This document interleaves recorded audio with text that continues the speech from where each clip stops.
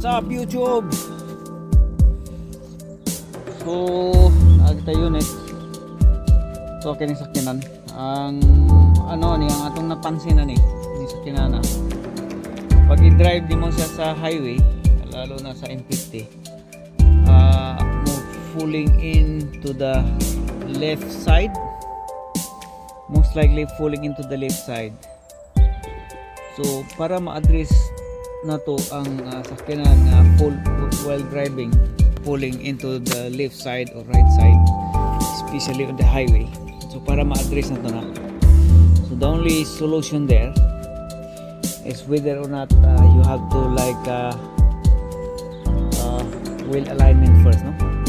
And then once the wheel alignment is done and still the problem wasn't solved, like it's still falling into the left side or right side while driving, even if the wheel alignment is done and still falling in. So another thing to do, like we have to transfer the wheels from the right side to the left and to the left side to the right, like swap na to ang gulong para ma-address na to ang issue sa pulling, no? So ako na kining gitangtangan na nako. I'm ready to remove the wheel nuts. And then this is the driver side. So this driver side we gonna swap it to the passenger side. So we're gonna transfer this one. As you can see, it's a brand new tire. It's a brand new tire, and I think it won't hindi siya kakasya dito. So i-ano natin to, ilipat natin na nga, either gulungin natin sa ilalim ganyan, sobrahan sa piki kasi make sure na of course you're not dragging with the rim. So it's just the tire that is dragging on the tire. So yan, para hindi tayo malito. So standby natin dito, tatanggalin natin to. Ganyan sa passenger side.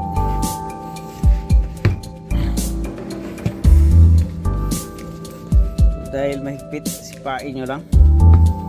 Sipain nyo ng konti. Yan.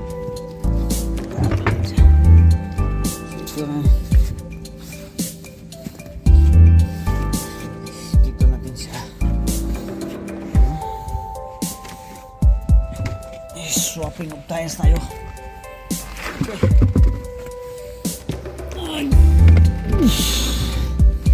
So ito yung kabayo natin, guys. Hyundai Santa Fe yung kabayo natin. And then bago po itong tire na binili natin. So ang kanyang tire size nito, profile at saka etc. is 235 65 17. So yung kanyang wide starting from here to here is 235.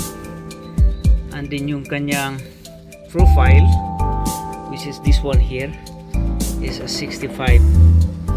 And then yung kanyang tire size is 17, no?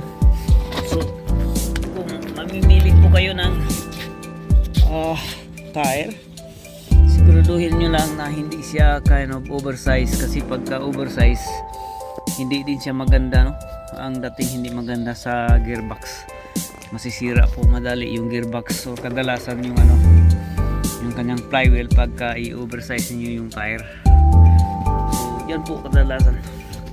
As you can see, palitan na po yung kanyang brake pad. Okay, yung kanyang brake disc is ayos pa ito. Yung brake pad na lang yung papalitan. And then yeah, so na-align na po ito. Na-align na ito. and then after the alignment, the car while driving, as I can see while driving, it is falling to the left side, no?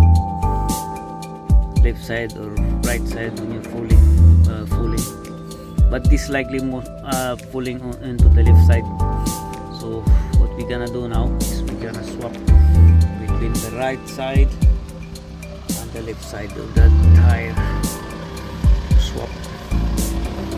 Okay, and then we will see if the problem is being addressed by swapping tires.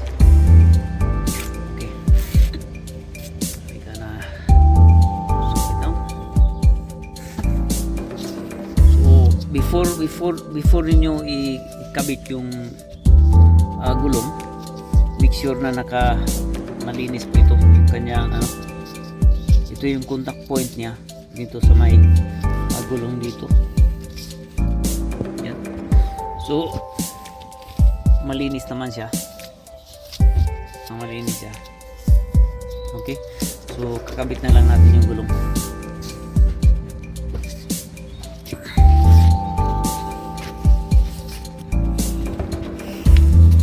So, ito po yung gagawin niyo pagka pag nagdadrive kayo tapos pumapaling. Again, pagka pumapaling po yung sasakyan nyo sa either sa right side or left side, ito po gagawin nyo. I-swap nyo lang yung tire kabilaan, yung sa right side na tire gawin niyo yung swap, and then that will address the problem when your car is falling to the right side or left side while driving on the highway. So that's it. So and again, hand tight, or you have to finger tight, do finger tight any bolts, especially wheel bolts, stud bolts. Hand tight po talaga. Pakagatin nyo po siya ng mga 3 to 5 turns.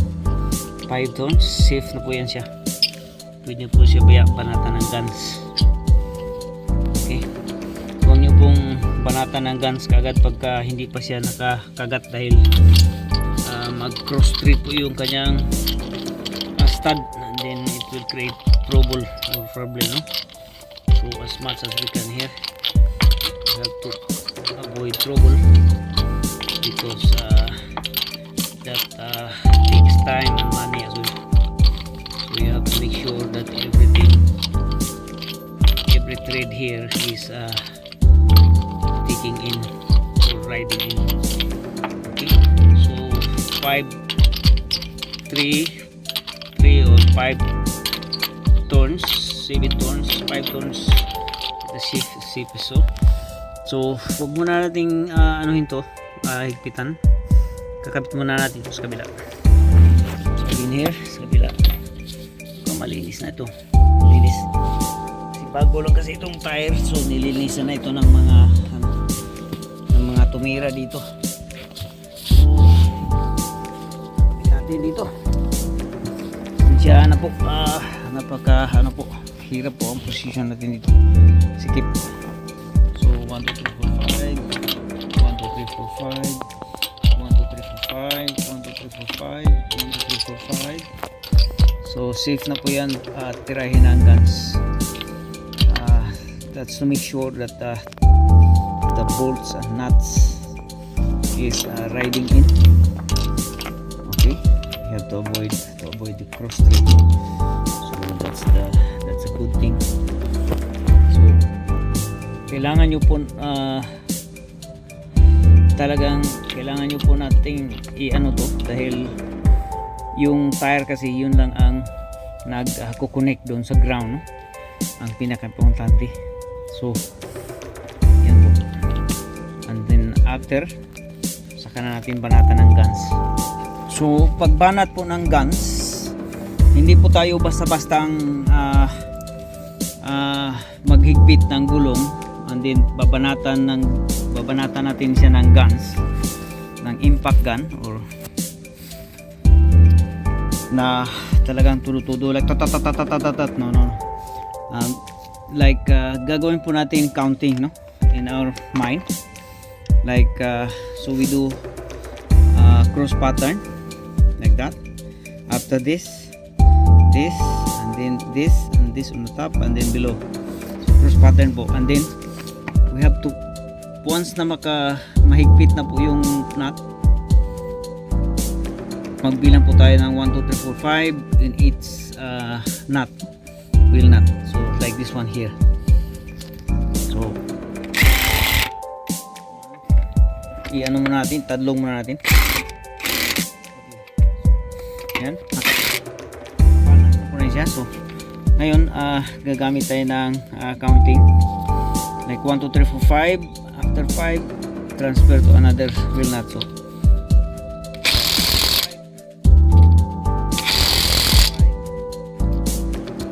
pattern.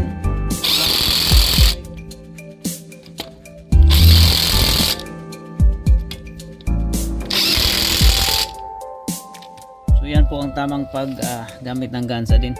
After once na natapos na yung cross pattern, then i-ano natin like overall tightening, like counting 1, 2, 3, like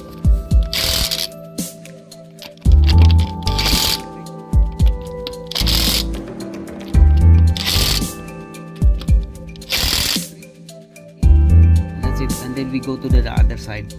So again, i-plaster muna natin siya, idikit muna natin siya, saka natin counting ng 5 counts.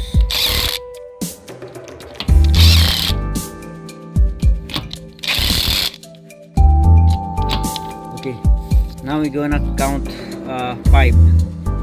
Okay, quick 5.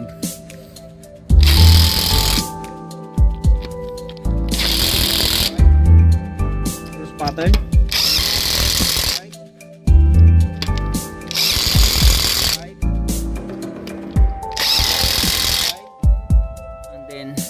Again, we're gonna tap all around in 3 counts.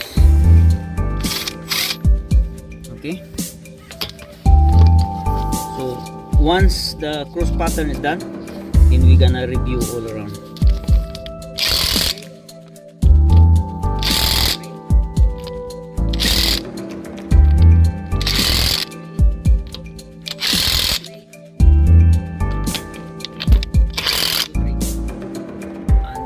After all the nuts or bolt stud, whatever you have, stud bolts, wheel nuts, kailangan po nating i-retorque. So itong mga ganito, mga cars, ang retorque nito is most likely mga 120, no? 120. Yung mga van, like mga minibus, that is like 180, or yung mga trucks na mini trucks, like light trucks, yung mga elf, that is 240 Newton meter. But this one here, this is like ordinary cars, like, so this is like retorque to 120 Newton meter. Kung you have a doubt, then you have to consult your manual. Okay, so regarding retorquing, on how much will retorque on your car, but this one here is most likely this is like 120. I always use 120 on a retorque, or 130. Okay, so retorque natin to. So ito po yung torque wrench natin. Okay, na-calibrate na po ito. So kung meron kayong torque wrench, dapat ipakalibrate nyo din, dahil kahit bago yan siya, pwede pa rin maging faulty yan kahit bago yan. So kailangan nakakalibrate po siya. And then once na nakalibrate na, lalagyan na po nila ng sticker na, as you can see, pass. See, calibrated pass. And then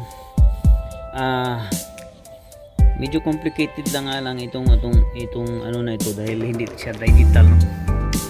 So yung mga ibang torque wrench is digital, but ito hindi. So kailangan po natin itapat dito. So 120, itatapat natin siya sa guhit na 112. and then mag plus 8 tayo. So 112 plus 8, that is 120 Newton meter. So tatapat na natin. So nasa 112 yan siya, and then plus 8, that is 120 Newton meter. Yan lang natin kunti. So to make it higher torque, clockwise ang turn, and then to decrease the torque is counterclockwise. And then after the desired torque that you have set up, then you're gonna lock up. So this is the lock here. Lalak na natin. Turn right, and then lock mo po yan siya. Okay, lock na siya. And when it is locked up, so confirm that is 120 Newton meter. So you have there 112 and then plus 8, so 120.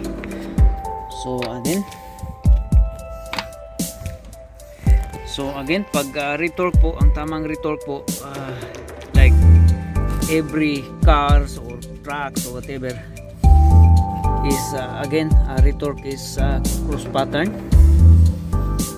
So we start from here, and then here, and then here, and then here. So cross pattern po.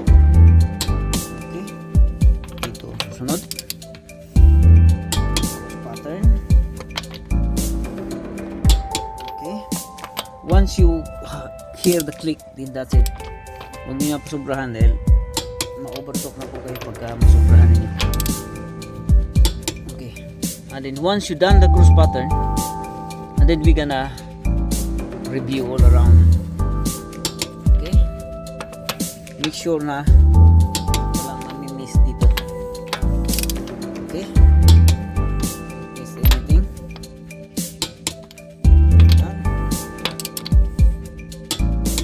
And then after here we're gonna apply on the other side the same procedure on the other side.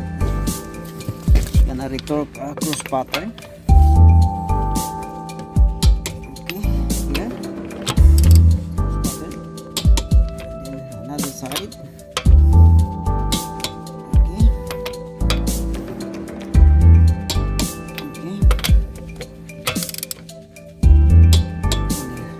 once the cross pattern completed, we're gonna make all around.